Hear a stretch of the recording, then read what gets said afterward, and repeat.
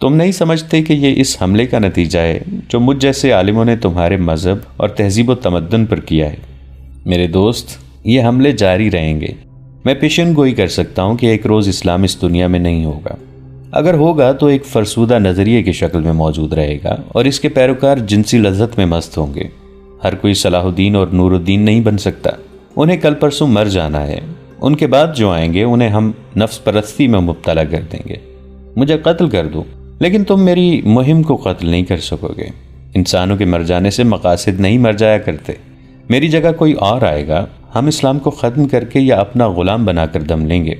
اب چاہو تو مجھے دلات کے حوالے کر سکتے ہو، میں اور کچھ نہیں بتاؤں گا۔ علی بن سفیان نے اس سے اور پوچھا بھی کچھ نہیں۔ وہ غالباً سوچ رہا تھا کہ اس کا کام کس قدر دشوار اور کتنا نازک ہے۔ اس صلیبی تخریب کار نے جو کچھ کہا سچ تھا۔ وہ دیکھ رہا تھا کہ قوم میں اخلاقی تباہی کے جراثیم پیدا ہو چکے ہیں۔ عرب کے امراء اور وزراء تو پوری طرح تباہ ہو چکے تھے۔ صلاح الدین ایوبی میدان جنگ میں صلیبیوں کو شکست دے کر سلطنت اسلامیہ کو وسیع تر کرنے کے خواب دیکھ رہا تھا، مگر صلیبیوں نے ایسے پہلو سے حملہ کیا جسے روکنا سلطان ایوبی کے بس سے باہر نظر آتا تھا۔ علی بن سفیان عالم جاسوس کی کوٹھڑی بند کروا کے ان کوٹھڑیوں کے سامنے جا کھڑا ہوا جن میں لڑکیاں قید تھیں۔ وہ ایک کوٹھڑی کھلوا کر اندر چلا گیا۔ لڑکی فرش پر بیٹھی تھی، اسے دیکھ کر اٹھ کھڑی ہوئی۔ علی اسے خاموشی سے دیکھتا رہا اور کچھ کہے بغیر باہر نکل آیا۔ اگلے روز دوپہر کے کھانے کے بعد فوج اور انتظامیہ کے تمام حاکم اور عہدیدار اس کمرے میں جمع تھے جہاں صلاح الدین ایوبی انہیں احکامات اور ہدایات دیا کرتا تھا۔ ان سب کو پتہ چل چکا تھا کہ ایک جاسوس 2 لڑکیوں کے ہمراہ پکڑا گیا ہے۔ وہ آپس میں چیمے گوئیاں کر رہے تھے کہ سلطان ایوبی آ گئے۔ انہوں نے سب کو گہری نظر سے یوں دیکھا جیسے ان میں سے کسی کو تلاش کر رہے ہوں۔ میرے عزیز ساتھیوں، انہوں نے کہا، آپ نے سن لیا ہوگا کہ ہم نے مسجد سے ایک صلیبی کو پکڑا ہے جو وہاں باقاعدہ امام بنا ہوا تھا۔ انہوں نے تفصیل سے بتایا کہ اسے کس طرح پکڑا گیا ہے۔ پھر انہیں وہ باتیں سنائی جو جاسوس نے علی بن سفیان کے ساتھ قید خانے میں کی تھیں۔ علی بن سفیان یہ باتیں سلطان ایوبی کو سنا چکا تھا۔ سلطان صلاح الدین ایوبی نے کہا، میں نے آپ کو یہ واز سنانے کے لیے نہیں بلوایا کہ جاسوسوں اور تخریب کاروں سے بچو۔ میں آپ کو یہ بھی نہیں کہوں گا کہ اسلام کے دشمنوں کے ساتھ دوستی کرنے والا جہنم میں جائے گا۔ میں صرف یہ کہوں گا کہ کفار کے ساتھ دوستی کرنے والے کے لیے میں یہ دنیا جہنم بنا دوں گا۔ میں اب کسی غدار کو سزائے موت نہیں دوں گا۔ موت نجات کا ذریعہ ہے۔ میں نے اب غدار کے لیے یہ سزا مقرر کی ہے کہ اس کے گلے میں رسی ڈال کر ایک تختی آگے اور ایک پیچھے لگا کر اسے ہر روز بازاروں میں سے گھما کر چوک میں کھڑا کر دیا جائے گا، اور ان تختیوں پہ لکھا ہوگا، میں غدار ہوں۔ اسے ہر روز صبح سے شام تک کھڑا رکھا جائے گا تاکہ کہ وہ بھوکا پیاسا مر جائے اور اس کی لاش شہر سے باہر پھینک دی جائے گی۔ اس کے لواحقین کو اجازت نہیں دی جائے گی کہ اس کا جنازہ پڑھیں یا اسے دفن کریں۔ لیکن میرے عزیز دوستو، اس سے دشمن کا کچھ نہیں بگڑے گا۔ وہ ایک اور غدار پیدا کر لے گا۔ جب تک آپ کے پاس عورت کی بے حیائی اور زر و جواہرات کی فراوانی اور ہمارے پاس ایمان کی کمی ہے، وہ غدار پیدا کرتا رہے گا۔ کیا یہ آپ کی غیرت کے لیے چیلنج نہیں کہ آپ کا دشمن آپ کی مسجد میں بیٹھ کر آپ کا قرآن ہاتھ میں لے کر آپ کے رسول صلی اللہ علیہ وآلہ وسلم کے فرمان کو مسخ کرے؟ اس پہلو پر بھی غور کریں کہ جو صلیبی لڑکیاں یہاں جاسوسی کے لیے اور ہماری قوم کی کردار کشی کے لیے بھیج رہے ہیں، ان میں بہت سی لڑکیاں مسلمانوں کی بچیاں ہیں جنہیں ان کفار نے قافلوں سے اغوا کیا اور انہیں بدکاری کی شرمناک تربیت دے کر جاسوسی کے لیے تیار کیا ہے۔ فلسطین کفار کے قبضے میں ہے۔ وہاں مسلمانوں پر جو ظلم و تشدد ہو رہا ہے وہ مختصراً یہ ہے کہ صلیبی ان کے گھروں کو لوٹتے رہتے ہیں۔ وہ فریاد کرتے ہیں تو قید خانوں میں ڈال دیا جاتا ہے۔ ان کی کم سن بچیوں کو غائب کر دیا جاتا ہے۔ ان میں جو غیر معمولی طور پر خوبصورت ہوتی ہیں ان کے ذہنوں سے مذہب اور قومیت نکال دی جاتی ہے اور انہیں بے حیائی کی تربیت دے کر مردوں کو انگلیوں پر نچانا سکھایا جاتا ہے۔ انہیں مسلمانوں کے علاقے میں جاسوسی اور تخریب کاری کے لیے بھیج دیا جاتا ہے۔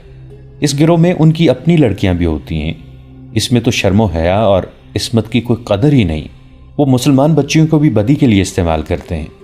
انہوں نے جب فلسطین پر قبضہ کیا تو وہاں سب سے بڑا جو انقلاب لائے وہ یہ تھا کہ انہوں نے مسلمانوں کے لیے جینا حرام کر دیا۔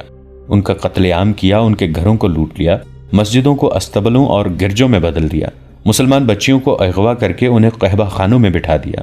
جو خوبصورت نکلی انہیں تخریب کاری اور بدکاری کی تربیت دے کر ہمارے امیروں اور وزیروں کے حرموں میں داخل کر دیا اور انہیں ہمارے خلاف بھی استعمال کیا۔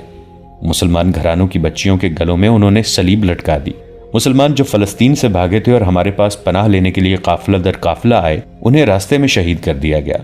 ہماری بہنوں اور بیٹیوں کی آبرو ریزی سر عام ہوئی، اور میرے کلمہ گو بھائیوں، یہ سلسلہ رکا نہیں، ابھی تک جاری ہے۔ صلیبیوں کا مقصد صرف یہ ہے کہ اسلام کا کوئی نام لیوا زندہ نہ رہے اور مسلمان لڑکیاں عیسائیوں کو جنم دیں۔ ہم سب پر اللہ کی لعنت برس رہی ہے کہ ہم اپنے ان مسلمان بھائیوں اور ان کی بچیوں کو فراموش کیے بیٹھے ہیں جو وہاں ذلت اور مظلومیت کی زندگی بسر کر رہے ہیں۔ اس سے بڑا گناہ اور کیا ہو سکتا ہے کہ ہم ان شہیدوں کو بھی فراموش کیے بیٹھے ہیں جو صلیبیوں کی بربریت کا شکار ہوئے۔ میں آپ کو کوئی حکم دینے سے پہلے آپ سے پوچھتا ہوں کہ اس صورتحال میں ہمیں کیا کرنا چاہیے؟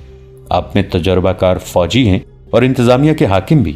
پرانی عمر کا ایک کماندار اٹھا۔ اس نے کہا، امیر مصر، ہمیں آپ کے حکم کی ضرورت ہی کیا ہے؟ یہ حکم خداوندی ہے کہ تمہارے پڑوس میں مسلمان نسل پر ظلم ہو رہا ہو اور وہاں کے مسلمان خدا کو مدد کے لیے پکار رہے ہوں، تو ہم پر فرض عائد ہوتا ہے کہ اس ملک پر فوج کشی کر کے اپنے کلمہ گو بھائیوں کو نجات دلائیں۔ ہمیں فلسطین پر فوج کشی کرنی چاہیے۔ نائب سالار کے رتبے کے ایک اور شخص نے اٹھ کر جوش سے کہا، کفار پر فوج کشی سے پہلے آپ ان مسلمان حاکموں اور عمرہ پر فوج کشی کریں جو درپردہ کفار کے ہاتھ مضبوط کر رہے ہیں۔ ہمارے لیے یہ صورتحال باعث شرم ہے کہ ہماری صفوں میں غدار بھی ہیں۔ فیضل فاطمی کے رتبے کا آدمی غدار ہو سکتا ہے تو چھوٹے عہدوں پر کیا بھروسہ کیا جا سکتا ہے؟ ایک مسلمان بچی کی آبرو ریزی کا انتقام لینے کے لیے ساری قوم کو فنا ہو جانا چاہیے، مگر یہاں ہماری ایک پوری نسل کی آبرو ریزی ہو چکی ہے اور ہم سوچ رہے ہیں کہ ہمیں کیا کرنا چاہیے۔ صلیبیوں نے ہماری بچیوں کو بدکاری کے لیے تیار کیا ہے اور ہم سے ان کے ساتھ بدکاری کرا رہے ہیں۔ محترم امیر، اگر میں جذباتی نہیں ہو گیا تو مجھے یہ تجویز پیش کرنے کی اجازت دیں کہ ہمیں فلسطین لینا ہے۔ صلیبیوں نے ہمارے قبلہ اول کو بدی کا مرکز بنا دیا ہے۔ ایک اور آدمی اٹھا، لیکن سلطان ایوبی نے ہاتھ کے اشارے سے اسے بٹھا دیا اور کہا، میں یہی سننا چاہتا تھا۔ آپ میں سے جو میرے قریب رہتے ہیں جانتے ہیں کہ میرا اولین ہدف فلسطین ہے۔ میں مصر کی امارت کے فرائض سنبھالتے ہی فلسطین پر حملہ کرنا چاہتا تھا، مگر 2 سال سے زیادہ عرصہ گزر گیا ہے۔ ایمان فروشوں نے مجھے مصر میں ایسا الجھایا ہے جیسے میں دلدل میں پھنس گیا ہوں۔ ذرا ان 2 سالوں کے واقعات پر غور کریں۔ آپ صلیبی تخریب کاروں اور غداروں کے خلاف لڑ رہے ہیں۔ سوڈانیوں کو ہمارے خلاف لڑانے والے ہم میں سے ہی ہیں۔ سوڈانی حبشیوں سے مصر پر حملہ کرانے والے ہمارے اپنے سالار اور کمانڈر تھے۔ وہ اس قومی خزانے سے تنخواہ لیتے تھے جس میں قوم کا پیسہ ہے اور جس میں خدا کے نام پر دی ہوئی زکوٰۃ کا پیسہ ہے۔ میں نے اس امید پر 2 سال گزار دیے ہیں کہ میں جاسوسوں، انہیں پناہ اور مدد دینے والوں اور ایمان فروشوں کو ختم کر کے فلسطین پر حملہ کر دوں گا، لیکن میں اس نتیجے پر پہنچا ہوں کہ تخریب کاری کا یہ سلسلہ کبھی ختم نہیں ہوگا۔ کیوں نہ اس چشمے کو جا کر بند کیا جائے جہاں اسلام دشمنی کے سامان پیدا کیے جاتے ہیں۔ ہم صلیبیوں کو خود موقع دے رہے ہیں کہ وہ ہماری صفوں میں غدار پیدا کریں۔ میں نے آپ کو آج اس لیے بلایا ہے کہ فلسطین پر حملے میں اب زیادہ تاخیر نہیں ہوگی۔ فوج کی جنگی مشقیں اور تربیت تیز کر دو، مجاہدین کو لمبے عرصے کا محاصرہ کرنے کی مشق کراؤ۔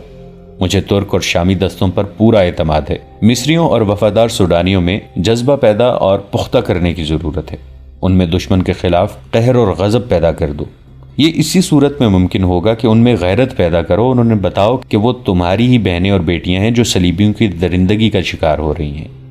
آپ میں انتظامیہ کے جو حضرات ہیں، ان کے ذمہ یہ فرض ہے کہ وہ مسجدوں کے پیش اماموں سے کہیں کہ لوگوں پر جہاد کی غرض و غایت واضح کریں اور نوعمر لڑکوں میں عسکری خیالات پیدا کریں۔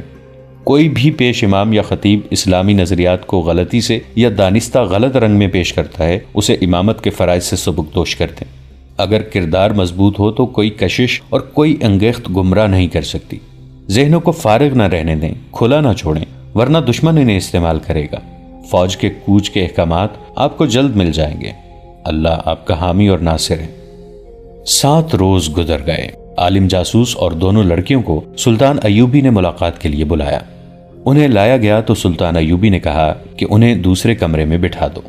ان کے پاؤں میں بیڑیاں اور ہاتھوں میں زنجیریں تھیں۔ انہیں جس کمرے میں بٹھایا گیا وہ سلطان ایوبی کے خاص کمرے کے ساتھ تھا۔ دونوں کے درمیان ایک دروازہ تھا جس کا ایک کواڑ کھلا ہوا تھا۔ سلطان ایوبی کمرے میں ٹہل رہے تھے۔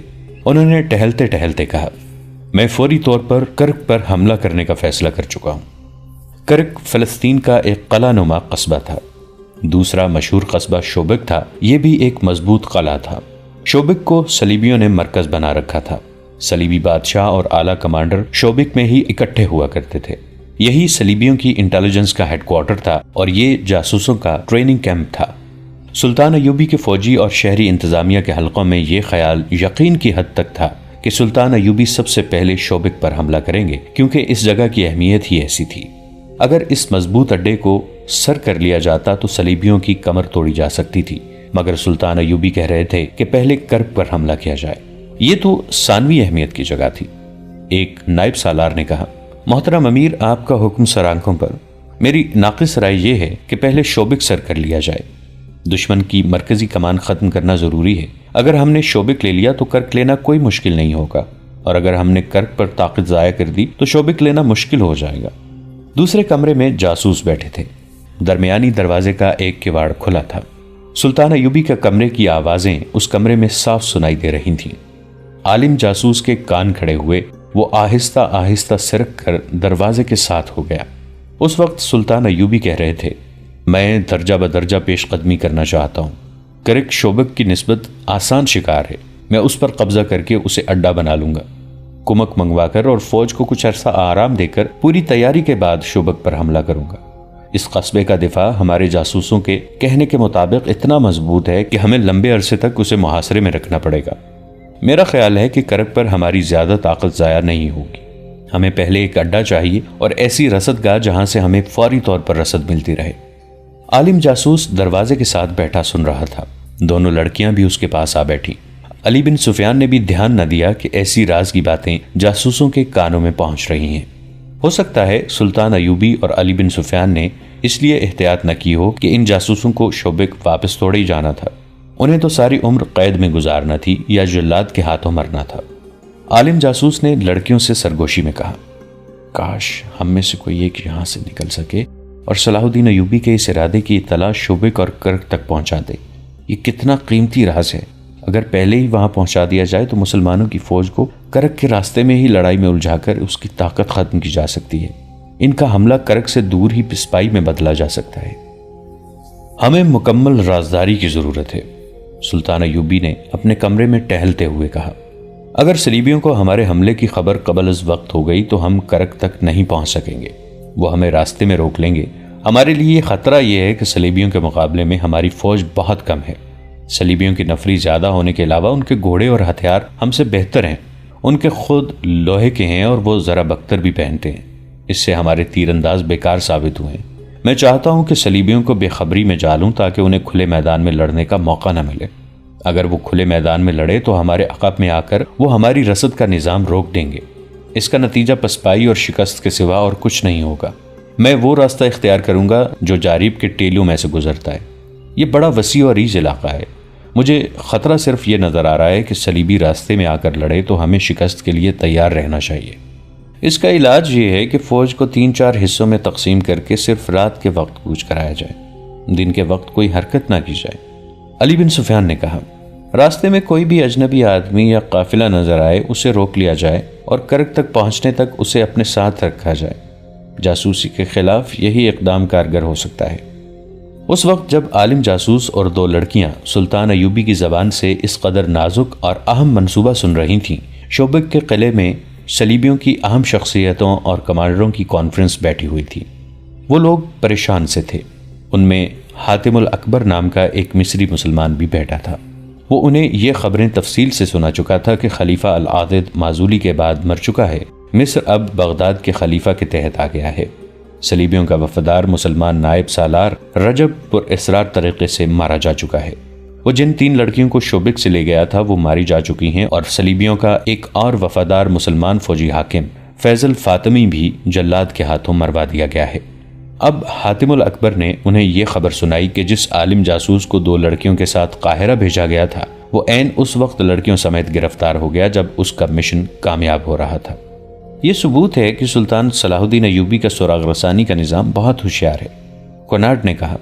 کونارڈ صلیبیوں کا مشہور حکمران اور فوجی کمانڈر تھا۔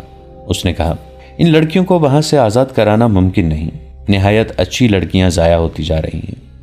صلیب کی خاطر ہمیں یہ قربانی دینی پڑے گی، صلیبیوں کے ایک اور بادشاہ اور فوجی کمانڈر گے آف لوزنیان نے کہا۔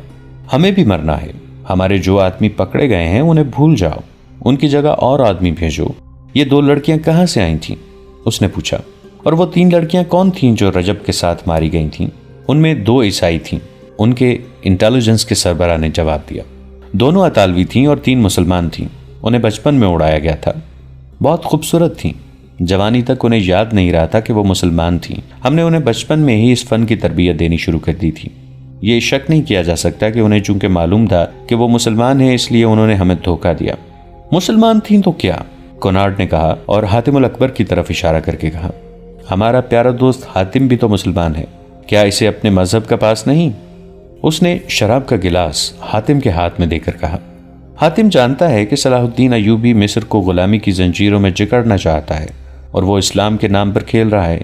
ہم مصر کو آزاد کرانا چاہتے ہیں۔ اس کا طریقہ یہی ہے کہ صلاح الدین ایوبی کو مصر میں چین سے بیٹھنے نہ دیا جائے۔ حاتم الاکبر صلیبیوں کی شراب میں بدمست اس کی تائید میں سر ہلا رہا تھا۔ اس نے کہا، میں اب وہاں ایسا انتظام کروں گا کہ آپ کا کوئی آدمی وہاں پکڑا نہیں جا سکے گا۔ اگر ہم مصر میں یہ زمین دوز گڑبڑ جاری نہ رکھتے تو صلاح الدین ہم پر کب کا حملہ کر چکا ہوتا۔ ایک صلیبی کمانڈر نے کہا، یہ ہماری کامیابی ہے کہ ہم اس کی طاقت اس کے اپنے آدمیوں پر ضائع کر رہے ہیں۔ کیا اس کے اور علی بن سفیان کے خاتمے کا ابھی کوئی انتظام نہیں ہوا؟ کونارڈ نے پوچھا۔ کئی بار ہو چکا ہے، انٹیلیجنس کے سربراہ نے کہا، لیکن کامیابی نہیں ہوئی۔ ناکامی کی وجہ یہ ہے کہ دونوں پتھر قسم کے انسان ہیں، نہ وہ شراب پیتے ہیں نہ عورت کو پسند کرتے ہیں، اس لیے نہ انہیں شراب میں کچھ دیا جا سکتا ہے نہ عورت کے ہاتھوں مروایا جا سکتا ہے۔ اب کامیابی کی توقع ہے۔ ایوبی کے باڈی گارڈز میں 4 آدمی فدائی ہیں، انہیں میں نے بڑی چابک دستی سے وہاں تک پہنچا دیا ہے۔ جب بھی موقع ملا دونوں کو یا ایک کو ختم کر دیں گے۔ کیا ہمارے ہاں ایوبی کے بھیجے ہوئے جاسوس ہیں؟ گیوف لوزنیان نے کہا۔ یقیناً ہیں، انٹیلیجنس کے سربراہ نے جواب دیا۔ جب سے ہم نے مصر میں اور ادھر شام میں جاسوسی اور تباہ کاری کا سلسلہ شروع کیا ہے، صلاح الدین نے بھی اپنے جاسوس ہمارے ہاں بھیج دیے ہیں۔ ان میں سے 2 پکڑے گئے ہیں، وہ اذیتوں سے مر گئے ہیں مگر اپنے کسی تیسرے ساتھی کی نشاندہی نہیں کی۔ ان کی کامیابی کس حد تک ہے؟ بہت حد تک، دوسرے نے جواب دیا۔ کرک میں ہماری رسد کو جو آگ لگی تھی، جس میں آدھی رسد جل گئی اور 11 گھوڑے زندہ جل گئے تھے، وہ ایوبی کے تباہ کار جاسوسوں کا کام تھا۔ میں آپ کو یہ بھی بتا سکتا ہوں کہ ہماری جنگی کیفیت اور اہلیت کی پوری معلومات صلاح الدین ایوبی کو ملتی رہتی ہیں۔ اس کے جاسوسوں کو خراج تحسین پیش کرتا ہوں کہ جان پر کھیل جاتے ہیں اور کام پوری دیانتداری سے کرتے ہیں۔ ان میں بہت دیر اس مسئلے پر بحث ہوتی رہی کہ مصر اور شام میں تخریبی کارروائیوں کو کس طرح تیز اور مزید تباہ کن کیا جا سکتا ہے۔ حاتم الاکبر انہیں سلطان ایوبی کی حکومت کی کمزور رگیں اور مضبوط پہلو دکھا رہا تھا۔ آخر فیصلہ ہوا کہ حاتم الاکبر کو کچھ آدمی اور 2-3 لڑکیاں دی جائیں۔ دوستو، آج کے لیے اتنا ہی۔ اسی کہانی کی اگلی قسط کے ساتھ بہت جلد حاضر ہوں گے۔ نیچے کامنٹ سیکشن میں اپنی رائے کا اظہار ضرور کیجیے گا۔ ہمارے اس چینل کو سبسکرائب کر کے نیچے موجود بیل آئیکن کو بھی ضرور کلک کیجیے گا۔ اگلی ملاقات تک کے لیے ہمارا اور آپ کا اللہ نگہبان۔